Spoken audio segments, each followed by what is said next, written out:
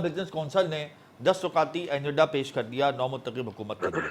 अब कोई भी हुकूमत आए वो इन 10 नुकात पर अगर अमल करेगी तो ये मईशत के लिए बेहतर होगा। उन्होंने कहा कि आप टैक्स नेट को बढ़ाएं, उन्होंने कहा कि आप मार्केट बेस करें एक्सचेंज रेट को, उन्होंने कहा कि आप IMF के प्लान में फौरी तौर पर जाएँ, उन्होंने कहा कि हुकूमत अपने सरकारी अखराजात और सरकारी कर्जे यानी फिस्कल डेफिसिट को मेनटेन करने के लिए इकदाम उठाए। तो ये 10 नुकाती एजेंडा जो पेश किया गया है पाकिस्तान बिजनेस कौंसिल ने, क्या ये इम्प्लीमेंट हो सकता है इन हालात में कि हमारे पास इतने ज़्यादा चैलेंजेस हैं और हमें IMF के पास फौरी तौर पे जाना है? Why not? इसमें कोई भी चीज़ जो PBC ने जो 10 पॉइंट्स शेयर किए थे, जो मैं गो थ्रू किए हैं, उसमें बज़ाहिर कोई भी ऐसी चीज़ नहीं महसूस हुई जो इम्प्लीमेंट ना हो सके। अब इसमें मैं एक एग्जांपल देता हूँ। इन्फोर्सिंग टाइटर फिस्कल डिसिप्लिन जो गवर्नमेंट स्पेंडिंग में होता है। अब गवर्नमेंट के चाहे फेडरल हो चाहे प्रोविंशियल गवर्नमेंट्स हो, इनके जो अपने अखराजात हैं उसमें कमी करने के लिए आपको IMF से पूछने की ज़रूरत तो नहीं है।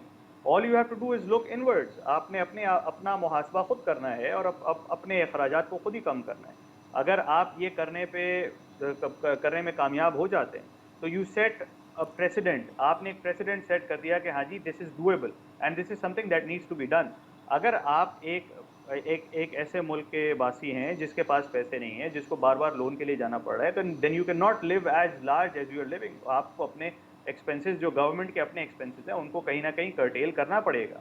सेकेंडली, इन्होंने जो बात करी कि टैक्स नेट ब्रॉडन करने की, बिल्कुल everybody has been saying that, हर कोई यही बात करे जा रहा है, लेकिन FBR ये करने से कासिर है। क्यों? वजह क्या है? कौन आ रहा तो आ जाता है? पे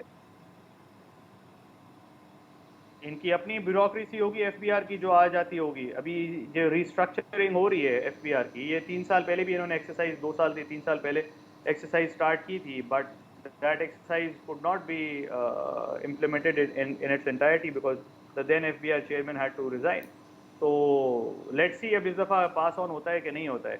इसके बाद इन्होंने बात करी PBC वालों ने कि भाई स्टेट ओन्ड एंटरप्राइजेज जो लॉस इनकरिंग एंटरप्राइजेज है, उनको फौरी तौर पर प्राइवेटाइजेशन की तरफ लेके जाना चाहिए। ये भी एक ऐसा पॉइंट है जिसके लिए कोई भी लेंडर एजेंसी जो है ना, कोई इसको अपोज नहीं करेगी। इसके बाद उन्होंने बात करी, क्योंकि ऑफ कोर्स जहां आप प्राइवेटाइजेशन की बात करेंगे, you will be talking about money coming in and the government stemming the losses that it is sustaining right now, which are already unsustainable.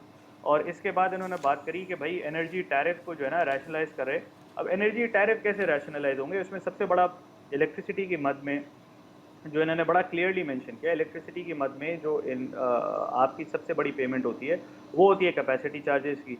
तो भाई अभी विंटर्स का टाइम है, फॉर एग्जांपल आपकी इलेक्ट्रिसिटी कंजम्पशन जो है, डिमांड बहुत कम है, बट आपकी जो है ना कैपेसिटी पेमेंट जो है वो बहुत ज़्यादा है, क्योंकि डिमांड ऑफ टेक नहीं है डिमांड का।